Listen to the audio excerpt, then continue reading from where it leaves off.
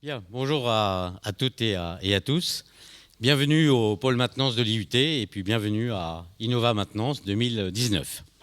Je salue également les étudiants qui sont dans l'amphithéâtre à côté, puisqu'on retransmet également.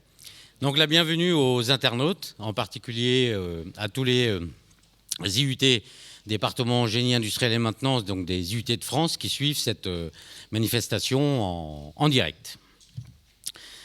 Donc très rapidement, le président, comme chaque année, devait être là jusqu'à lundi. Et lundi, malheureusement, il a dû partir à Rabat. Et donc, il ne peut pas être là physiquement. Mais il a quand même tenu à vous dire quelques mots. Et donc, on va commencer par l'écouter si tout se déroule bien. Bonjour à tous et à toutes. Je suis toujours très heureux d'ouvrir la journée consacrée au métier de la maintenance, Innova 2019 cette année. Malheureusement, je ne peux pas être avec vous, mais je voudrais vous dire à quel point notre université est attachée au métier de la maintenance, au travail remarquable que font les équipes pédagogiques de nos IUT. Je voudrais aussi saisir l'occasion, parce que cette année, nous y mettons un accent particulier, toutes les entreprises, les industriels, qui tout au long de l'année sont nos compagnons de route dans nos IUT, que ce soit pour la formation, la recherche, les stages d'apprentissage ou d'alternance, qu'ils soient remerciés et salués, parce que l'innovation en matière de maintenance, c'est toujours être à la réponse de ce qui se fait de plus audacieux. Je rappelle que nos 4 prix Nobel en activité à Strasbourg ont besoin de métiers de maintenance pour rester au top mondial. Voilà, merci, merci Président. Donc l'organisation de la journée, on va démarrer avec une conférence de Wurth, donc Frédéric Loz et Eric Freppel. Puis on fera une petite pause de nouveau avec des démonstrations, donc démonstrations à l'extérieur d'IFM. Et puis vous pourrez jouer avec la servante qui est là et en profiter pour poser toutes vos questions. Donc ensuite, on passera à la présentation d'IFM avec Samuel Gillette et Jean-Noël Tison. Puis Dinaé, alors Julien Borde qui est dans les bouchons, donc il va arriver. Il m'a dit qu'il essaiera d'être là. Mais bon, aujourd'hui, c'est compliqué. On ira pour le déjeuner donc à 12h. Les conférences, on devrait les arrêter vers 11h45, mais comme on a pris un petit peu de retard, ça permet de faire un peu tampon. Ça permettra toujours de voir un petit peu le matériel. Et on ira déjeuner au lycée à côté. Donc je pense qu'on va tous être trempés, puisque aujourd'hui il pleut. Par contre, le retour impératif à 14h, puisqu'on a rendez-vous avec les internautes. L'après-midi, donc il n'est pas encore là, Marc-Antoine Talva de Mobility Work. Puis Youssef Miloudi de Carl Software, il n'est pas encore là non plus. Benoît qui est déjà là, donc merci. D'ailleurs, SDT, vous allez voir tout à l'heure, ils vous ont remis des cadeaux. On refera une petite pause, puis on passera la parole à Jean-Luc Baer. Alors lui, son avion a été annulé, il vient de Toulon, et donc il arrivera à 13h. Et puis je passerai la parole aux représentants des étudiants. Donc toutes les conférences seront disponibles en différé dans une semaine, donc sur tout support, iPhone, iPad, etc. Et sur le site, donc cette année, on innove. Alors jusqu'à hier, j'avais donc en expérimental le serveur pour iPhone, et je viens d'avoir ce matin également le lien pour le direct sur Android. Donc là, je ne peux pas accéder au site, donc je l'ai publié sur ma page LinkedIn. C'est l'occasion de m'inviter si nous ne sommes pas déjà en contact. Les diapositives sont téléchargeables déjà maintenant. Donc là, je m'adresse plus aux internautes. Ça vous permettra de suivre les conférences et d'annoter éventuellement si nécessaire. Alors, beaucoup de cadeaux cette année. Donc, voilà le contenu du sac. Donc, vous êtes vraiment gâtés. C'est une journée généreuse. Et donc, on peut remercier tous ceux qui ont participé. Donc, Wurth pour l'excellent... Alors, c'est qu'une partie que vous voyez, puisqu'il y en aura d'autres.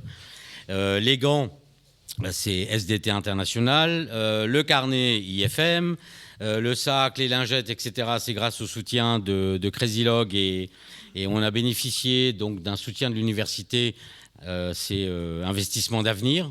donc qui reconnaissent un peu la journée, puis l'IUT. Enfin bref, vous allez avoir plein de cadeaux, et je dévoile pas tout, puisque Frédéric et Eric vous parleront de tout ça.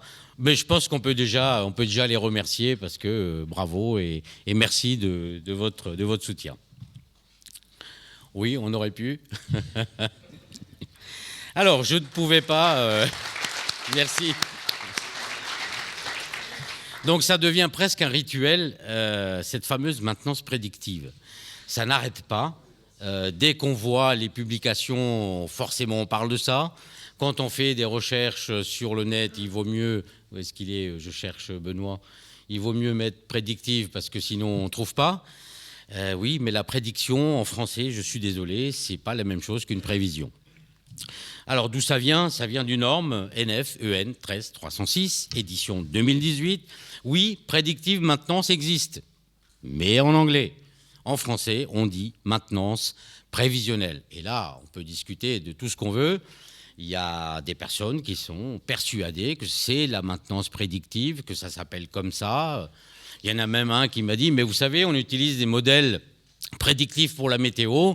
Bon, là, il me donnait le bâton pour que je lui tape dessus. Je lui ai dit, oui, effectivement, tous les soirs, j'attends avec impatience les prédictions météo.